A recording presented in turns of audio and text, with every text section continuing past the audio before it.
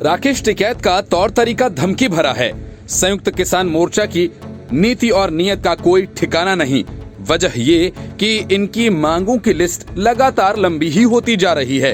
अब तो अपने दायरे से बाहर निकलकर ये आंदोलनकारी श्रम कानून से लेकर बिजली कानून तक को बदलने की मांग कर रहे हैं।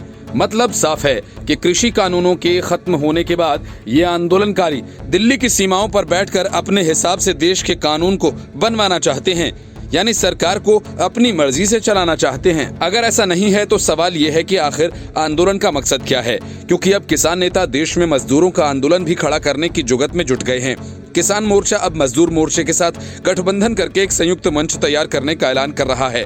उसने 5 राज्यों के विधानसभा चुनावों के मद्देनजर सरकार पर दबाव बढ़ाने के लिए नई रणनीति पर कदम बढ़ा दिया है। प्रधानमंत्री नरेंद्र मोदी ने तीनों नए कृषि कानूनों को वापस लेने का ऐलान किया।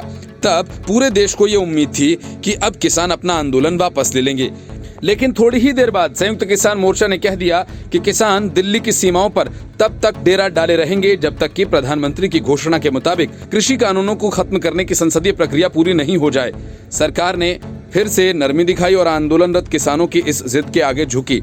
नतीजतन संसद सत्र के पहले ही दिन कृषि कानूनों को वापस कर दिया गया। आंदोलनकारी किसान इतने भर से भी नहीं माने। उन्होंने सरकार को 6 सूत्रीय मांगों की सूची भी सौंप दी। सरकार मुआवजे से लेकर मुकदमों की वापसी तक पर विचार करे और सरकार इन मांगों पर विचार करने को भी तैयार है। उसके बाद अब आंदोलनकारियों ने नया मोर्चा खोल दिया। अब किसान 4 श्रम संहिताओं की वापसी की भी मांग करने लगे हैं। केंद्र सरकार ने दर्जनों श्रम कानूनों के मकड़जाल को खत्म करके उन्हें 4 श्रम संहिताओं में समाहित किया। इसकी मांग वर्षों से हो रही थी। नई व्यवस्था के तहत न्यूनतम मजदूरी तय करने के साथ साथ मजदूरों की सामाजिक सुरक्षा का दायरा बढ़ाने का प्रस्ताव भी किया गया है। इस प्रावधान के खिलाफ संयुक्त किसान मोर्चा और केंद्रीय व्यापारी संघ ने एक संयुक्त बयान में कहा कि मौजूदा सरकार किसानों और देश के हितों के खिलाफ विनाशकारी नीतियां ला रही है।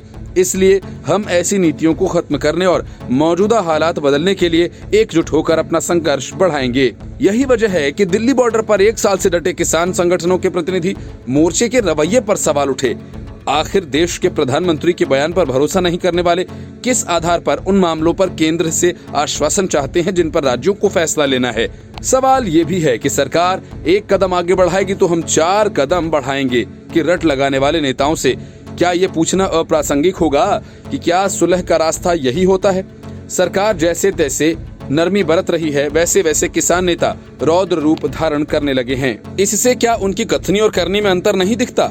जब सरकार किसानों से सुलह करने के मूड में दिख रही है तो नए नए मोर्चे खोलकर उसे घेरते रहने की रणनीति पर सवालिया निशान नहीं लगने चाहिए। आखिर दिल्ली बॉर्डर पर बैठे लोग किसानों का हित चाहते हैं या फिर बीजेपी का अहित?